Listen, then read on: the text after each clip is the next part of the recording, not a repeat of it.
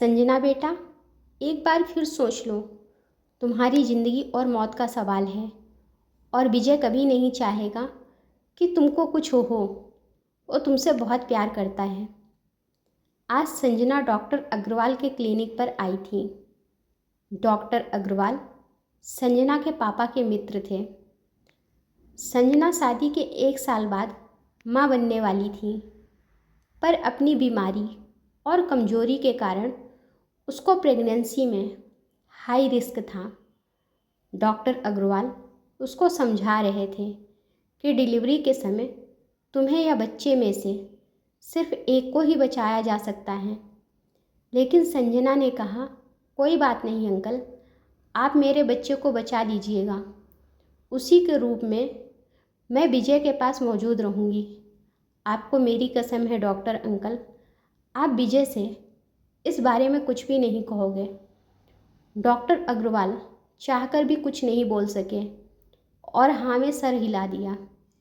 संजना अपने पति विजय से, सुनो ना, अगर फिल्मों की तरह मेरी डिलीवरी के वक्त भी तुम्हें डॉक्टर पूछेंगे कि हम बच्चे या माँ में से किसी एक को ही बचा सकते हैं, तो तुम्हारा जवाब क्या होगा? तुम्हारा दिमाग तो खराब नहीं हो गया ना? कितनी बुरी बात करती हो। प्लीज़ बताओ ना, मुझे जानना है कि तुम क्या कहोगे। मैं बिना देर किए कहूँगा कि वो तुम्हें बचा लें। हो सकता है ये सही ना हो, मगर जब बात तुम्हारी हो तब मुझे सही गलत नहीं दिखता। मैं तुम्हारे 9 महीने की तकलीफ़, तुम्हारे दर्द, तुम्हारे मातृ प्रेम और पिता बनने के मेरे सबसे प्यारे सपने को मैं एक पल की देर किए बिना भूल कर तुम्हें बचाऊंगा। क्योंकि जिस पल तुम ना रहो उसके बाद एक सांस लेने पर भी मेरी आत्मा मुझे धिक्कारेगी। नहीं, तुम मुझे नहीं, हमारे बच्चे को बचाना और उसे इतना प्यार देना कि उसे महसूस ही ना हो कि माँ ना होने से कोई तकलीफ़ भी होती है। आज कैसी बहकी बहकी बातें कर रही हो तुम यार? किसी ड्रग की लत लगा ली है क्या तुमने? नहीं, मैं मजाक नहीं कर रही। आज पता नहीं क्यों ये बात दिमाग में आ गई। तुम्हें वादा करना होगा कि तुम मेरे बाद अपने आप को कुछ नहीं होने दोगे और हमारे बच्चे को। मिस्टर विजय, किसी के अचानक पुकारने से विजय की यादों ने उसे हकीकत की ओर धकेल दिया। सामने डॉक्टर अग्रवाल खड़े थे। डॉक्टर साहब, संजना अब कैसी है? विजय ने हड़बड़ाहट में सबसे पहला सवाल संजना के बारे में ही पूछा। मुबारक हो विजय, आपको बेटी हुई है। विजय की बात को अनसुना करते हुए डॉक्टर ने विजय के कंधे पर हाथ रखकर ज़बरदस्ती मुस्कुराते हुए कहा, वाह डॉक्टर साहब, आपने बहुत अच्छी खबर सुनाई। जानते हैं, मैं शर्त जीत गया। मैंने कहा था कि हमें पहले बेटी ही होगी, मगर संजना ही जिद पर अड़ी थी कि नहीं, पहले लड़का होगा। संजना खुश है ना हमारी बेटी को देखकर? मुझे ले चलिए उनके पास जल्दी से। विजय की खुशी संभाले नहीं संभल रही थी। डॉक्टर अग्रवाल ने विजय के कंधे पर रखे हाथ की पकड़ को इस तरह मजबूत किया जैसे वो उसे संभालने के लिए खुद को तैयार कर रहे हों, और फिर अपने चेहरे की झूठी मुस्कुराहट को हटाते हुए गंभीर होकर कहा, देखिए विजय, हम सब बस कोशिश कर सकते हैं और हमने वही किया, मगर हमारे हाथ में कुछ नहीं होता। मतलब आप क्या कह रहे हैं? मुझे कुछ समझ नहीं आ रहा। देखिए, मैं अपनी उत्सुकता को और नहीं रोक सकता। मुझे उन दोनों के पास ले चलिए। मुझे संजना का मुस्कुराता हुआ चेहरा देखना है। विजय आगे की तरफ बढ़ते हुए बोला। डॉक्टर ने पीछे से कहा, विजय, हम लाख कोशिशों के बाद भी संजना को नहीं बचा पाए। खून बहुत बह चुका था। बच्ची को तो बचा लिया, मगर संजना अपने दर्द से और लड़ नहीं पाई और अपनी ज़िंदगी की जंग हार गई। नहीं नहीं नहीं डॉक्टर, आप ये सही नहीं कर रहे हैं, ऐसे मत बोलिए। उसने आपको कहा है ना मुझे डरा देने को। वो जानती है मैं डर जाऊंगा और मैं डर गया। अब प्लीज़ मुझे उसके पास ले चलिए। विजय अब अपने आप में नहीं था। विजय, खुद को संभालिए।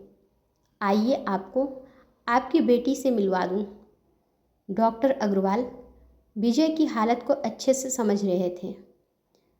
विजय अब मौन था, एकदम मौन, जैसे हजारों बेचैन लहरों को समेटे सागर मौन रहता है। जैसे भयावह काले बादलों को अपनी गोद में लिए हुए कई बार आसमान मौन हो जाता है, वैसे विजय मौन हो गया था, अपनी अथाह बेचैन वेदनाओं को समेटे हुए। कई बार अचानक लगी चोट आपको समझने का मौका ही नहीं देती कि आप उस चोट की पीड़ा को किस तरह बाहर लाएं। विजय की चोट तो इतनी गहरी थी जिससे उसकी आत्मा तक तड़प उठी थी। जानती हो, ये कहना नहीं चाहिए क्योंकि इस वक्त तुम्हें इतनी तकलीफ़ सहनी पड़ रही है और फिर इतना ज़्यादा दर्द भी सहना पड़ेगा, मगर फिर भी मुझे बहुत खुशी हो रही है। हमारे एक हो जाने के बाद अगर कोई और सपना मैंने देखा है तो वो है हमारे बच्चे का सपना। जितनी खुशी तुम्हें है उससे ज़्यादा खुशी मुझे है विजय। एक माँ बनने की खुशी, दूसरा तुम्हारे सपने को पूरा करने की खुशी। और जहाँ एक साथ दो दो खुशियाँ मिले वहाँ हर दर्द कम लगता है। विजय, ये देखिए आपकी प्यारी बिटिया। डॉक्टर की आवाज़ से विजय को उसकी यादों ने फिर से हकीकत की ज़मीन पर लापटका, मगर इस बार हकीकत पहले से ज़्यादा खूबसूरत थी। और खूबसूरती की वजह थी इस बगीचे में खिली नन्ही सी कली। विजय कुछ वक्त के लिए सब कुछ भूलकर अपनी बेटी के मासूम से चेहरे में खो गया। उसे ऐसा लग रहा था कि जैसे उसके चेहरे की ओट में संजना ही मुस्कुरा रही है। विजय ने डरते डरते उस नन्ही सी जान को गोद में उठाया। एक पुरुष अपनी जवानी से लेकर बुढ़ापे की हद में कदम रखने तक एक ही चीज़ पर हमेशा गर्व करता है और वह है उसका बल। मगर जब वो अपने नवजात शिशु को गोद में उठा रहा होता है तो यही बल उसका सबसे बड़ा डर बन जाता है। उसे लगता है कहीं उसके सख्त हाथों से उसके बच्चे की नर्म त्वचा छिल ना जाए, कहीं उसके ज़ोर से पकड़ने पर उस मासूम की कोई हड्डी टूट ना जाए, कहीं वो उसके हाथों से फिसल कर गिर ना पड़े। विजय को भी इस वक्त ऐसा ही डर महसूस हो रहा था। बड़ी सावधानी से बच्ची को उठाने के बाद वह कितनी देर तक उसे निहारता रहा। उसने मन ही मन संजना के वादे को याद करते हुए कहा कि वह जब तक इसके कदमों में वो सारी खुशियाँ नहीं रख देता जिसके बारे में ये सोचेगी, तब तक वह खुद को हर मुसीबत से बचा कर रखेगा। ये मेरी बेटी ही नहीं, संजना की अंतिम इच्छा भी है। वक्त अपनी रफ्तार में चलता रहा। विजय एक पिता और माँ दोनों का फर्ज अपनी औकात से ज़्यादा बढ़कर निभाता रहा। इस बीच कई हितैषियों ने यह समझाने की कोशिश की कि अभी आधी से ज़्यादा उम्र बाकी है, इसीलिए उसे दूसरा विवाह कर लेना चाहिए। तो इस पर हमेशा विजय यह जवाब देता कि अगर मैंने संजना की देह से शादी की होती तो शायद दूसरी देह की लालसा में मैं दूसरी शादी कर भी लेता, मगर हमने तो एक दूसरे की आत्मा से शादी की थी और हमारी शादी तब तक मान्य रहेगी जब तक आत्मा अपने अस्तित्व में रहेगी। आज 25 साल बीत गए थे संजना को गए हुए, मगर विजय अब भी उससे बातें किया करता था। उसे हर रात सोने से पहले बताया करता था कि आज उसने और स्नेहा ने क्या क्या किया। उसने हर एक बात संजना की कल्पना को बताई जो इन 25 सालों के बीच स्नेहा और उसके बीच हुई।